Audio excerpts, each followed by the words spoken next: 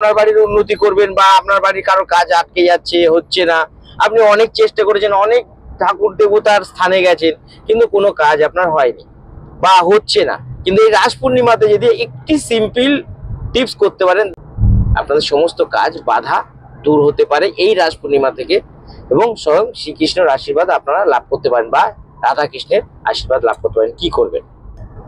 বিউলি কলাইয়ের ডাল চেনেন? বিউলি কলাইয়ের ডাল, ঠিক রাস পূর্ণিমার দিন বিউলি কলাইয়ের ডাল আপনি যে কোনো মাঠে হোক বা জমিতে হোক 200 গ্রাম থেকে 250 গ্রাম বা 300 গ্রাম ছড়িয়ে দিয়ে আসুন, ছড়িয়ে দিয়ে চলে আসবেন। এবার আপনার সাধ্য মতন